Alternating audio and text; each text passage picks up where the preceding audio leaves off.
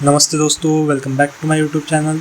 आज हम फिर से एक नए टॉपिक के साथ आ गए हैं जो कि है विटामिन B12। ये बहुत ही पॉपुलर टॉपिक है, तो चलो जानते हैं इसके बारे में। Fatigue, weakness, tingling in hands and feets, memory problems, ये सब सिम्टम एक कॉमन विटामिन की डिफिशियंसी की वजह से हो सकता है, जो है विटामिन B12 डिफिशियंसी। इंडिया में शॉकिंग बात यह है कि मोस्ट ऑफ द पीपल्स में विटामिन B12 की डिफिशियंसी है पर उन्हें पता ही नहीं है। तो चलो इस वीडियो में हम डिटेल में समझेंगे विटामिन B12 क्या होता है, बॉडी में कैसे काम करता है, उसके नेचुरल सोर्सेज, विटामिन B12 की डिफिशियंसी कैसे होती है, सिम्टम्स क्या है, टैबलेट का करेक्ट डोज क्या है और कौन सा सप्लीमेंट विटामिन B12 के साथ लेना बेनिफिशियल हो सकता है। तो चलो आगे बढ़ते। तो चलो समझते हैं विटामिन B12 क्या है। विटामिन B12 एक वाटर सोल्युबल विटामिन है जो बी कॉम्प्लेक्स विटामिन फैमिली का पार्ट है।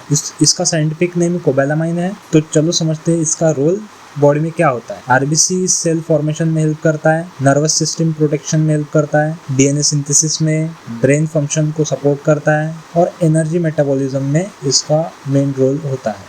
तो चलो समझते हैं विटामिन B12 बॉडी में कैसे काम करता है। विटामिन B12 मेनली दो क्रिटिकल सिस्टम में काम करता है, एक आरबीसी फॉर्मेशन में और सेकंड नर्वस सिस्टम प्रोटेक्शन। पहले समझते हैं आरबीसी फॉर्मेशन में कैसे काम करता है। विटामिन B12 बोन नर्व में हेल्दी आरबीसी बनाने में हेल्प करता है और अगर B12 की डिफिशियंसी हो जाए तो आरबीसीज एबनॉर्मल हो जाते हैं और ऑक्सीजन ट्रांसपोर्ट रिड्यूस हो जाता है। This condition is called as megaloblastic anaemia. अब सेकंड इसकी तरफ मूव करते हैं जो है नर्वस सिस्टम प्रोटेक्शन में। विटामिन B12 नर्व के अराउंड माइलिन शीट होती है, उसको मेंटेन करने का काम करता है। माइलिन शीट क्या होता है? माइलिन शीट एक प्रोटेक्टिव कवरिंग होती है जो नर्व सिग्नल को फास्ट ट्रांसमिट करने में हेल्प करती है। अगर B12 की डिफिशियंसी हो जाए तो tingling sensation, numbness, nerves damage हो सकते हैं। तो चलो जानते हैं natural sources of vitamin B12। अब ये इम्पोर्टेंट है कि विटामिन B12 मोस्टली नॉनवेज से मिलता है पर वेज से भी मिलता है। अब जैसे मिल्क और डेयरी प्रोडक्ट से मिलता है, एग से मिलता है, फिश से मिलता है, चिकन, मीट, लिवर, इसमें विटामिन B12 बहुत ज़्यादा अमाउंट में होता है। और अगर वेज की बात करें,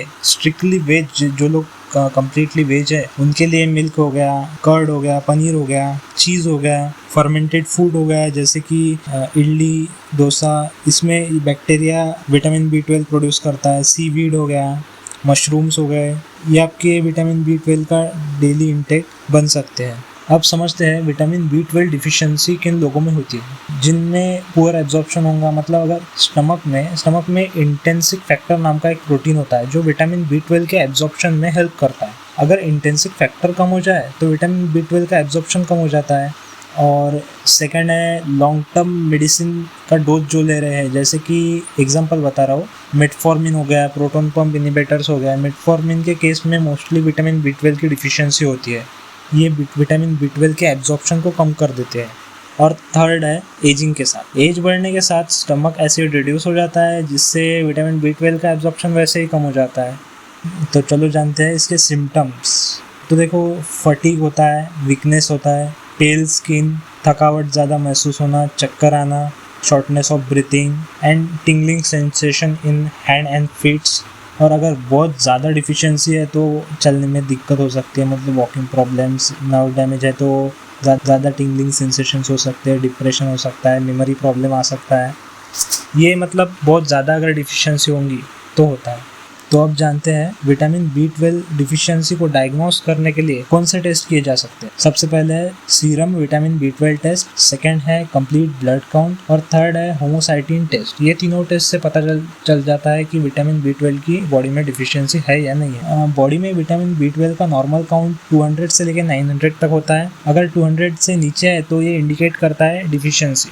अब समझते हैं इसके डोज के बारे में। तो ये पॉइंट ध्यान से समझना, इसके टैबलेट में 500, 1000 एंड 1500 ये तीन स्ट्रेंथ अवेलेबल होती है। कॉमन फॉर्म होते हैं इसके मिथाइल कोबालामाइन एंड साइनोकोबालामाइन। तो मोस्टली मिथाइल कोबालामाइन लेना चाहिए क्योंकि ये है ना बॉडी में बेटर एब्जॉर्प्शन दिखाता है, जल्दी एब्जॉर्ब होता है साइनोकोबालामाइन से। इसका जनरल मेंटेनेंस डोज है डेली 500 से लेकर 1000 और विटामिन B12 की जिनमें डिफिशियंसी है उन लोगों में 1000 से 1500 डेली फॉर 4 to 8 वीक्स। और फिर उसके बाद कंटिन्यू किया जा सकता है। इसके लॉन्ग टर्म में कोई साइड इफेक्ट्स नहीं होते ज़्यादा क्योंकि ये वाटर सोल्यूबल विटामिन है, तो यूरिन में एक्सक्रीट हो जाता है अगर बॉडी में एक्सेस अमाउंट में प्रोड्यूस होगा, एक्सेस अमाउंट में एब्जॉर्ब नहीं होता ये vitamin. For neuropathic support methyl cobalamin 1500 जो स्ट्रेंथ होती है उसको डेली लेना चाहिए और इसको कॉमनली है ना vitamin B6 and alpha lipoic acid के साथ दिया जाता है फॉर न्यूरोपैथिक सपोर्ट।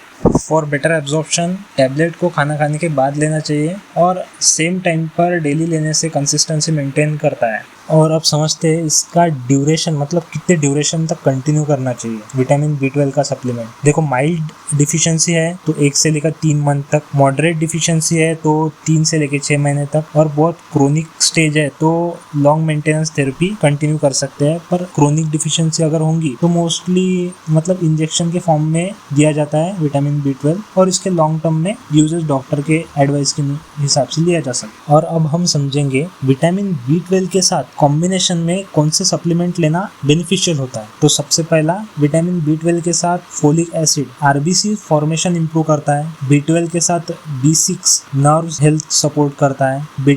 B12 के साथ आयरन अगर लिया तो आयरन डिफिशियंसी एनीमिया के केस में हेल्पफुल होता है। B12 के साथ विटामिन D अगर लिया एनर्जी मेटाबॉलिज्म और इम्यून सपोर्ट करता है। और B12 के साथ अल्फा लिपोइक एसिड अगर लिया तो डायबिटिक न्यूरोपैथी में यूज होता है। और इसकी कोई वैसे साइड इफेक्ट्स तो नहीं है क्योंकि ये जनरली सेफ विटामिन है, पर रेयर केसेस में हेडेक हो गया, माइल्ड रैशेस, नौशिया और इंजेक्शन साइट पे पेन हो सकता है, बाकी ज़्यादा साइड इफेक्ट्स नहीं है। और विटामिन B12 एक इसेंशियल विटामिन है जो ब्लड फॉर्मेशन, ब्रेन हेल्थ और नर्व फंक्शन के लिए एक्सट्रीमली इंपॉर्टेंट है। अगर डिफिशियंसी हो तो करेक्ट डायग्नोसिस और प्रॉपर सप्लीमेंटेशन ज़रूरी है।